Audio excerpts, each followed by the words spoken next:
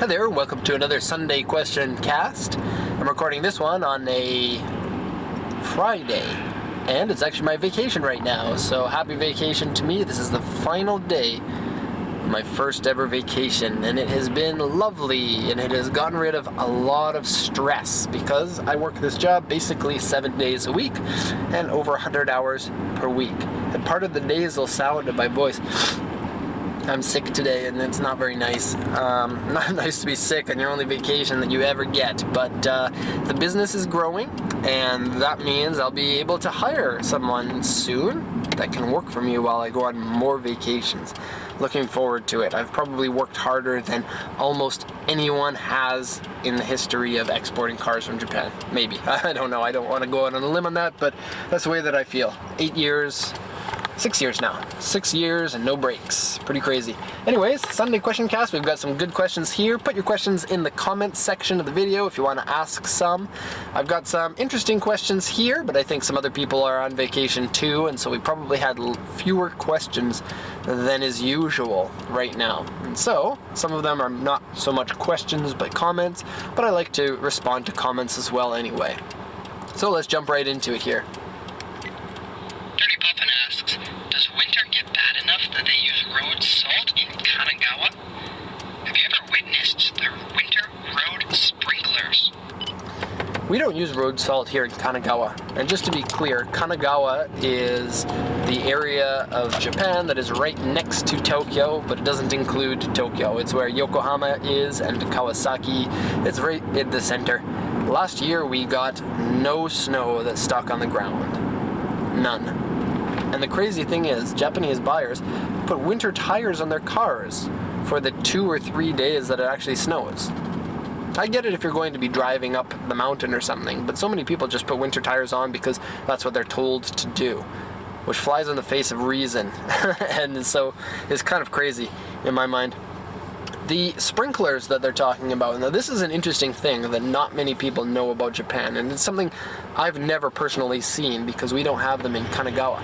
But because Japan is a volcano island, there is hot springs. There are hot springs everywhere. And some of the areas in Japan will take the hot spring water and plumb that so that it comes out onto the streets to melt the ice.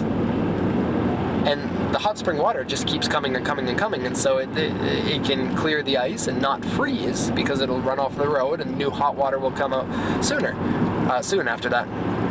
Really novel idea and very cool. Unfortunately, I've never been able to see it myself, so perhaps a road trip is in order. That would be great. Cameron Carroll asks, can you import K cars into the States like the Honda Beat once they are 25 years old? This is a good question because I don't really know the answer to this. Of course, you can import the car to the States because it's a car that is 25 years old. That meets the expectations for it. But your state might have a problem with you importing a K car. Now let's back up a second. K car is a special class of car in Japan that gets a yellow license plate instead of the standard white.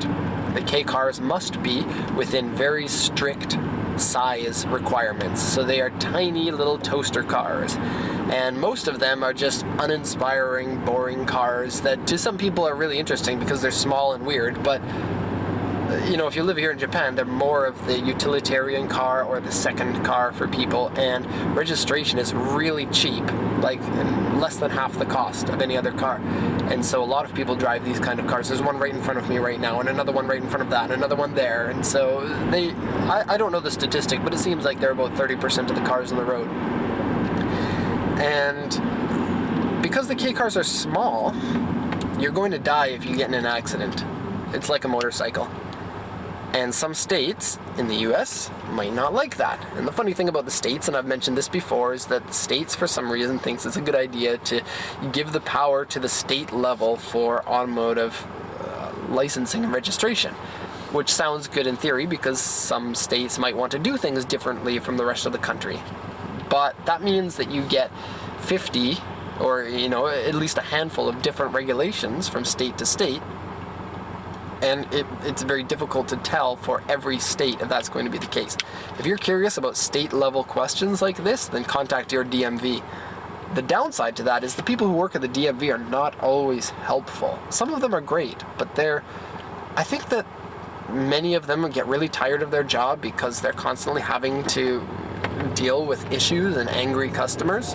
And I don't mean to be harping on U.S. citizens for this, but a lot of people in U.S. and Canada as well, because Canada's U.S. light, a lot of citizens are really angry when things don't go their way and take it out on the poor person at the other side of the counter, and that's not fair. And that's part of the reason why those people are so unwilling to help in some circumstances.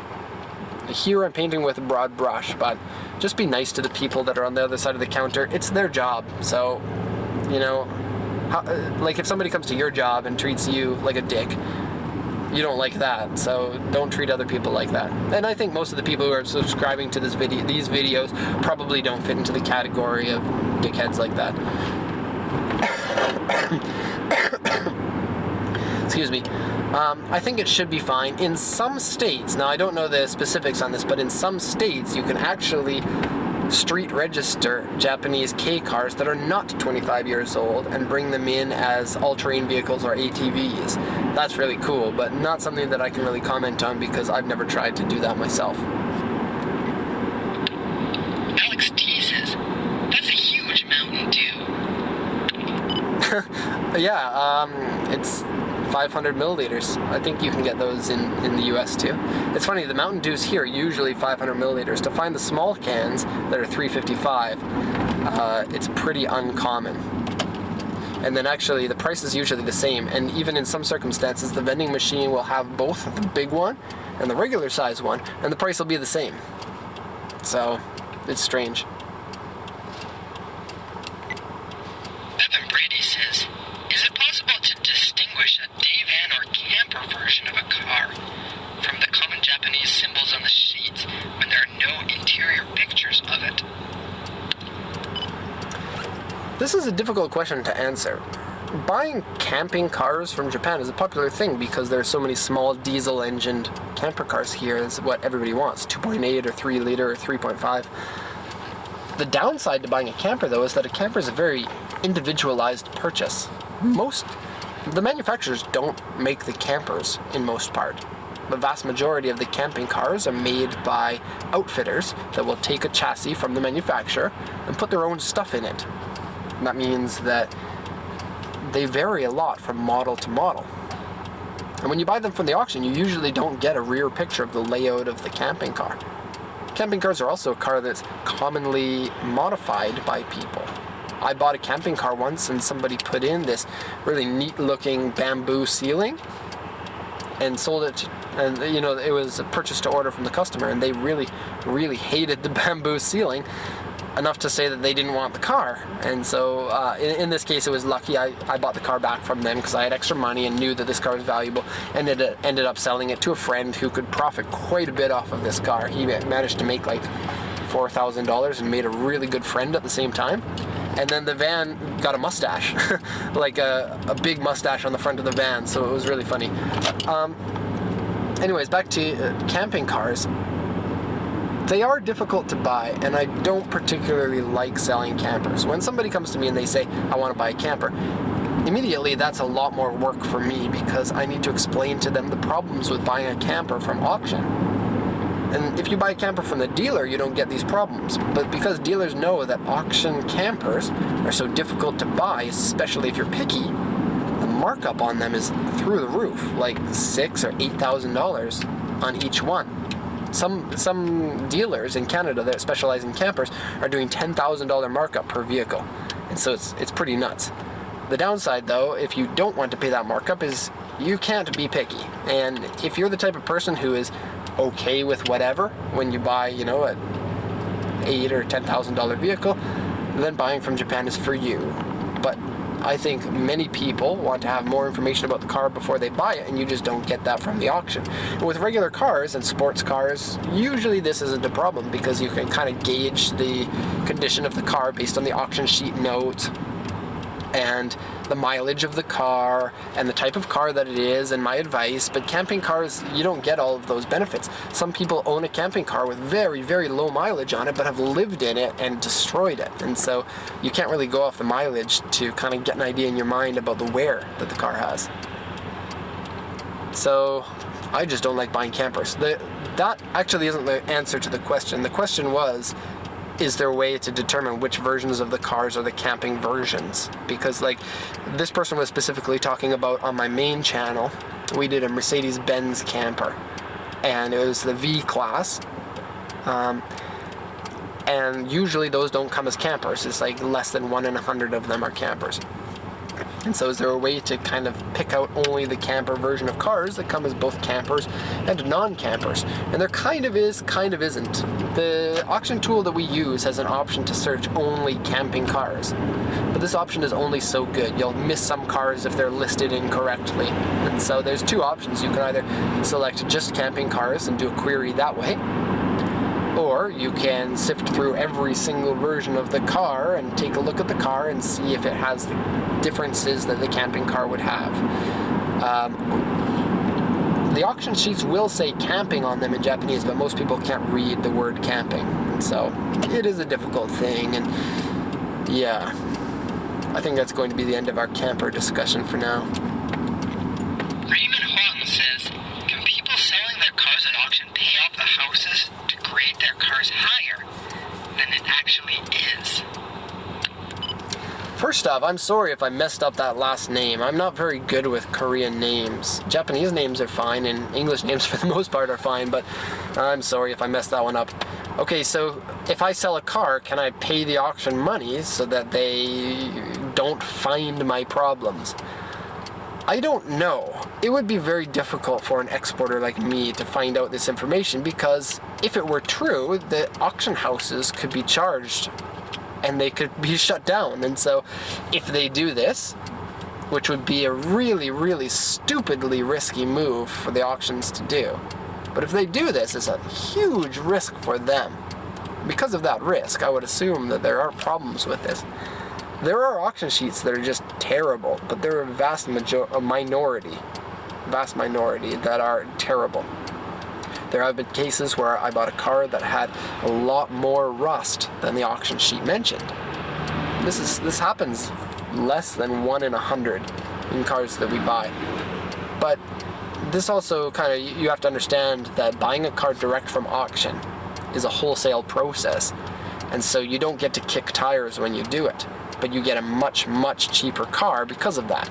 And so it's not for everybody, but for most people it's good, because consider the fact that if you're buying a car from Japan or buying a car direct from auction from Japan, I should stipulate, you're paying $2,000 less than buying that from a dealer.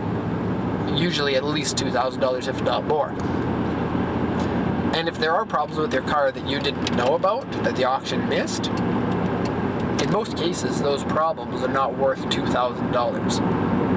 And because it happens so few times, and because you don't have to pay for example, like an import dealer's lot and inventory costs, which are very high, the net balance is much in your favor. If you buy 10 cars, you're going to be way better off, even if 1 or 2 of them is bad. And so I guess that's just the industry. Japakawa says, hi Derek. For the Q&A videos, where do we ask the questions? I guess that just answers the question right there. If you want to ask the questions, just write them in the comments section, just like you did for that one. I don't only look at the past video. I'll look at all of the comments for all of my videos on the personal channel only, and just go from that. Sometimes people will ask me questions in emails, and that's fair, but if you ask me questions in emails, we get hundreds of emails per day, and it can be quite difficult for me to organize that in a way. I'd have to write down the question on a paper and then put it into my bag, and you know, it's just easier to write it into the comments section. For now, I'm getting just the right amount of questions for each cast, but as it gets more popular, I think that fewer and fewer questions are going to be able to be answered. I think I spat on the lens a little bit. Yikes. Thanks. Final question. Stuart Campbell says, pick me. I'll work for you. Okay, if you want to work for me, send in a resume. We're looking to hire another salesperson right now because we're very busy. But keep in mind, if you want to apply for this job, you basically need to be in Japan for me to conduct an interview with you. My business is very valuable to me and something I'm very picky about. And if I'm going to hire somebody to be the face of my business to my customers, then I want to get to know that person quite well. And an in-person interview gives you a lot more information than a phone interview does. I will mention, I'm afraid by saying this into the video, I'm going to get hundreds of applications for the job, and I do get, at least, once every 2 months or so I get a resume or something. So far, I haven't hired anybody, but I haven't really had the need until now. But I don't know if I'm ready to really hire somebody yet, because I've got enough money in the company to hire somebody, and certainly a need to hire somebody, but I also want to spend that money on other things to better the company. And it's difficult for me to choose. These types of decisions are what makes a company successful or not successful, and they can't be taken lightly.